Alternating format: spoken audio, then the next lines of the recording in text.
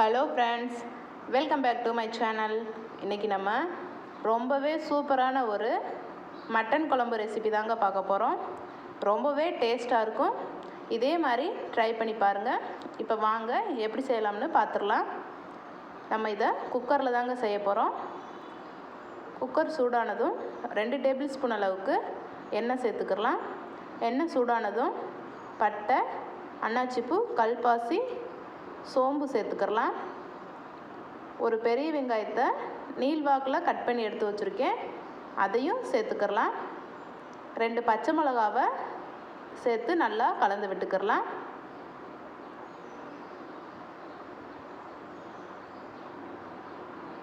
வெங்காயம் பாதி அளவுக்கு வெந்து வரட்டும்.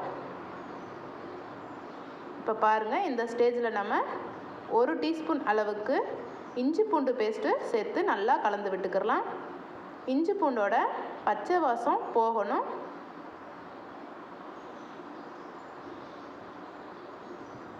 இது கூடவே நம்ம ஒரு தக்காளியை கட் பண்ணி சேர்த்துக்கலாம். தக்காளி அதிகமாக சேர்க்கக்கூடாது. நான் ஒரு 50 கிராம் அளவுக்கு தான் சேர்த்துருக்கேன். இப்போ நல்லா கலந்து விட்டுக்கலாம்.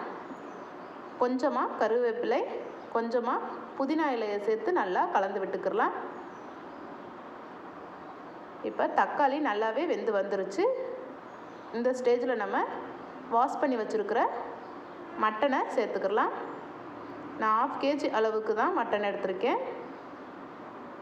இப்போ 1 டீஸ்பூன் அளவுக்கு உப்பு சேர்த்து நல்லா கலந்து விட்டுக்கலாம். தண்ணி எதுவும் சேர்க்கக்கூடாது. இப்போ பாருங்கள், இந்த அளவுக்கு தண்ணி வந்திருக்கு. ஒரு 5 நிமிஷம் இருந்தால் போதுங்க. இப்போ இதில் நம்ம 2 டேபிள் ஸ்பூன் அளவுக்கு கறி மசாலா ஆட் பண்ணிக்கலாம்.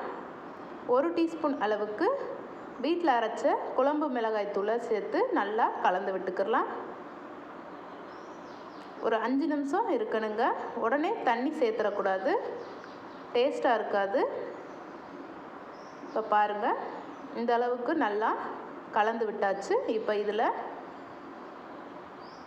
சூடு பண்ண தண்ணியை 2 கப் அளவுக்கு சேர்த்துக்கலாம். சூடான தண்ணி சேர்க்கும்போது டேஸ்ட்டு ரொம்பவே நல்லாயிருக்கும். இப்போ இதை நல்லா கலந்து விட்டுக்கிட்டு உப்பு செக் பண்ணிவிட்டு பத்தலைன்னா சேர்த்து 4 விசில் வர வரைக்கும் விட்டுடலாம். இப்போ நம்ம கொஞ்சமாக தேங்காய், 1 டீஸ்பூன் அளவுக்கு கசகசா, ஒரு 10 நம்பர் அளவுக்கு மிளகு சேர்த்து 1/2 டம்ளர் தண்ணி சேர்த்து நல்லா அரைச்சி எடுத்துகிட்டு வந்துக்கலாம். 10 சின்ன வெங்காயத்தை தோல் உரித்து எடுத்திருக்கேன், இதையும் நல்லா தட்டி எடுத்துகிட்டு வந்துக்கலாம். இப்போ பாருங்கள், இந்த அளவுக்கு 1-2 தட்டி எடுத்துகிட்டு வந்தாச்சு. இப்போ நம்மளுக்கு மட்டன் நல்லாவே வெந்து வந்துருச்சு. இப்போ இது கூடவே நம்ம இடித்த வெங்காயத்தை இதில் சேர்த்துக்கலாம். இதிலையே நம்ம அரைச்சி வச்சுருக்கிற தேங்காய் பேஸ்ட்டையும் இதில் சேர்த்து ஒரு 10 நிமிஷம் கொதிக்க வச்சுக்கலாம். 10 நிமிஷம் இருந்தால் போதுங்க. மட்டன் நல்லாவே வெந்து வந்துருச்சு.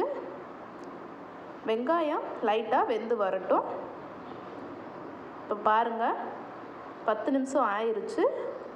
மட்டன் ரொம்பவே சூப்பராக வெந்து வந்துருச்சு. அவ்வளோதாங்க. இதை நம்ம மல்லி இலையை தூவி இறக்கிடலாம். ரொம்பவே டேஸ்டான ஒரு மட்டன் குழம்பு ரெடி ஆயிடுச்சு. இதே மாதிரி ட்ரை பண்ணி பாருங்கள். டேஸ்ட்டு ரொம்பவே சூப்பராக இருக்கும். ஓகே ஃப்ரெண்ட்ஸ், தேங்க்ஸ் ஃபார் வாட்சிங்.